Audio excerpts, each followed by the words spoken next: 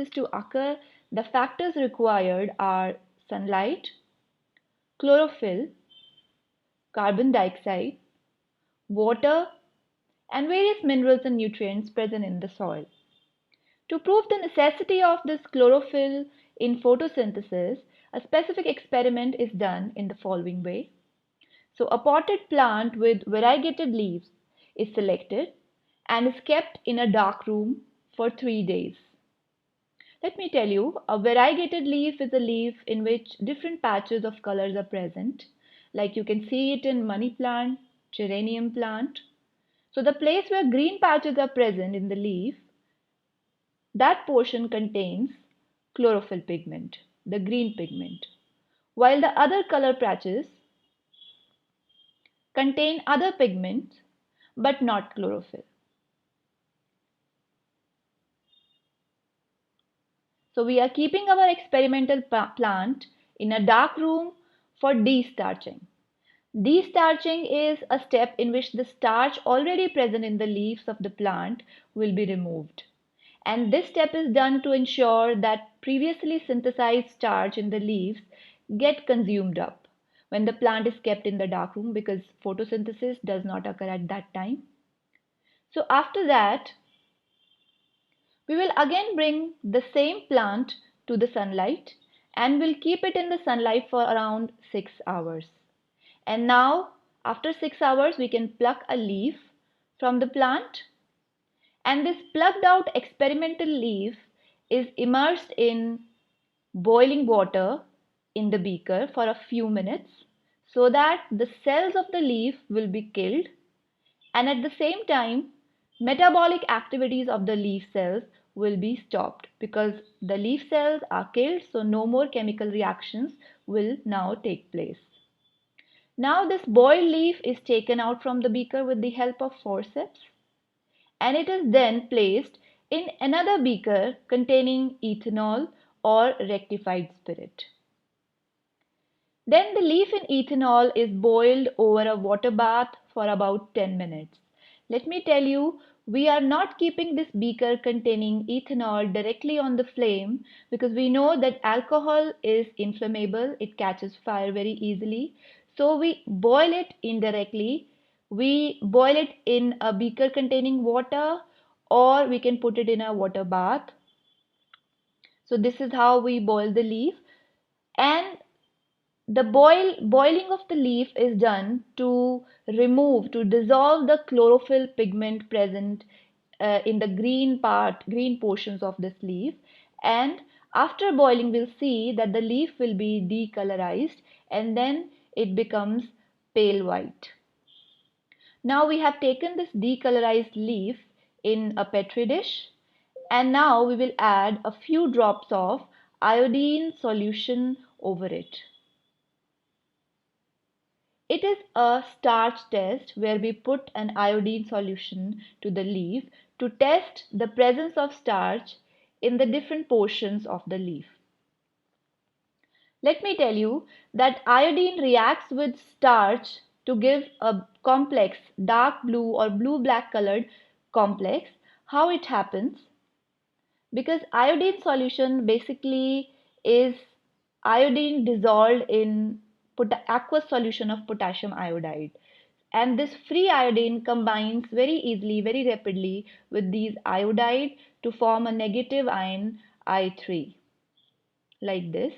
So free iodine reacts with iodide of potassium iodide solution and it forms I3 ion, and these pink colored balls, a complex of I3 is this, and this I3 complex then reacts with starch to form a bigger dark blue complex, which is appeared here as dark blue color. So whichever portion, green or yellow, will have that starch stored in it will react with iodine to turn blue black. And we can see here that the green patches have turned to blue black but not the yellow patches. That means the starch was stored in these green patches. That means these green patches were able to do photosynthesis in those 6 hours of sunlight. which proves that chlorophyll is necessary because the other patches lacked only one factor, and that was chlorophyll, and they were not able to do photosynthesis, and there was no starch, so no turning to any other color, and there was no reaction done even when we put iodine solution. So this is how we test for the presence of starch, and this is how we come to know that how chlorophyll is necessary for to perform photosynthesis. Let us verify this by performing an experiment. Requirements: 2 potted plants of same size, glass plate, bell-shaped jar, watch glass, beaker, petri dish, Bunsen burner, forceps, dropper, potassium hydroxide, ethyl alcohol, iodine, water. Procedure: take 2 healthy potted plants which are nearly the same size. Keep them in a dark room for 3 days. Now place each plant on separate glass plates. Place a watch glass containing potassium hydroxide by the side of the plant A. Potassium hydroxide is used to absorb the carbon dioxide. Cover both the plants with separate bell jars. Use Vaseline to seal the bottom of the jars to the glass plates so that the setup is airtight. Keep the plants in sunlight for about 2 hours. Pluck a leaf from each plant. Put the leaves in separate beakers containing ethyl alcohol.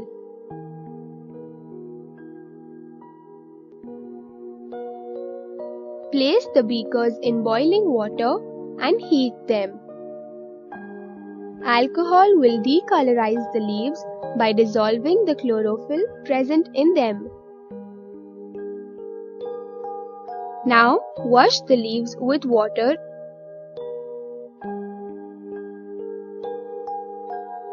Then put iodine solution on both the leaves.